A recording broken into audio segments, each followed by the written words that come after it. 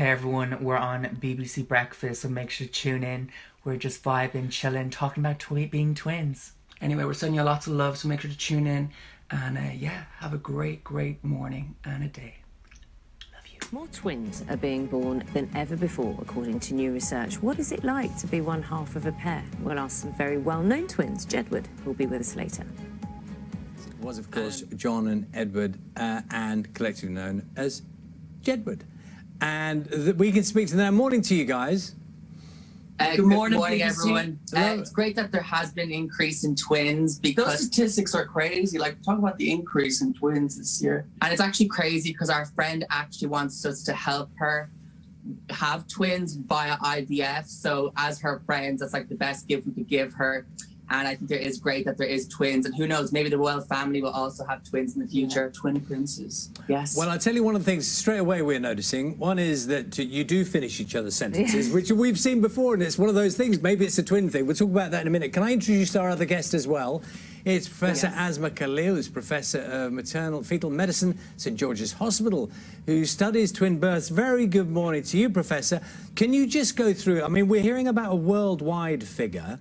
What about here in the UK in connection, in terms of the percentage of twin births? Oh, good morning. Well, in the UK, yes, we had the same trend of a rise in the number of twins for a number of years. And the reason is most likely because women are older when they get pregnant, and we know that older moms are more likely to have twins, but also because of the wider use of assisted reproduction like IVF, which we know that it's more likely to result in twins. Having said that, the most recent trend is actually twin births are on the decline. And that's figures both from the States and from the UK. So between 2014 and 2018, there's been 4% reduction or decline in the number of twins in the States, and we've seen the same trend in the UK. So according to the Office of National Statistics, in 2019, there's about maybe approximately 9,500 twin pregnancies in the UK. So, John and Edward, I mean, those are the statistics, and obviously IVF and medical help has been attributed to some increase, but twins actually run in your family, don't they? Yes, we actually have our twins running our family, our granddad's brothers. So Patter and Henry, they were twins. And maybe fingers crossed we can have our own twins someday and be great dads and, you know, spread the twin love. We literally have clothes for them from literally from 10 to 30, because we're going to be 30 this year, and it's been crazy. So I think it'd be cool to kind of... we've kept all our clothes when we were younger as twins, so maybe we can you know... I think twins are kind of a modern day miracle as well. They bring a lot of joy, a lot of interest. I think it's a very lucky thing for you to have twins. And I think growing up together, it's just... And the thing about it is, people who use IVF, they're really struggling to have kids. And, what better to have than 2 kids? It also brings a lot of happiness. It connects families. And I feel moving forward, 2 is always better than 1, you know? Can I ask John and Edward, what is happening here? Are you interrupting each other, or are you literally feeling when to pick up from each other's thoughts? I don't know. I think it's just an energy that we share. I think this is a great segment. We're twins. We're talking about twins. I think it's just the fact that we share the same vision creatively, so we know that the main message that we want to put across, even when we're on stage, and no matter if we're writing songs or music, whatever it is. So we he has his parts, I have my parts. But I think it's nice going through life as a twin, because all the pressure isn't always on you. You always have someone to fall back on. Yeah. And even on stage, it's I know everyone's not looking just at me. They're maybe looking at John. Or if someone's singing happy birthday, you know that you're not the center of attention. You're both getting sang happy birthday to, stuff like that. You're not always the center of attention. You're a team and you're doing it together. Can I just say, guys, by way of an experiment, and I'm not seeking to separate you in any way at all,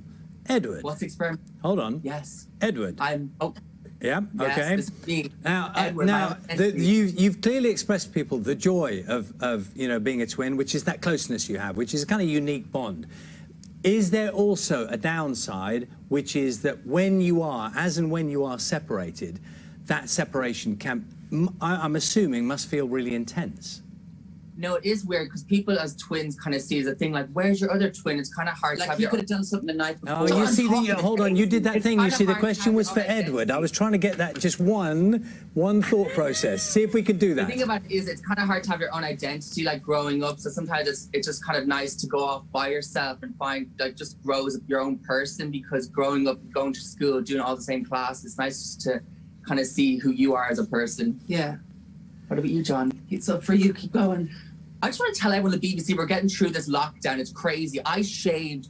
I literally was looking like rehab. No, but I feel like there's more pros than cons being twins. I feel, you know, we're like Batman and Robin taking on the world together no matter what. And if he goes out and has to do some Batman things, then he needs backup. I got him. And the thing about it is, it's really hard being twins because I don't think I could live this life if John wasn't there. Of course, because you know nothing different. You know each other. Let's bring in the professor. Let's bring in the professor again.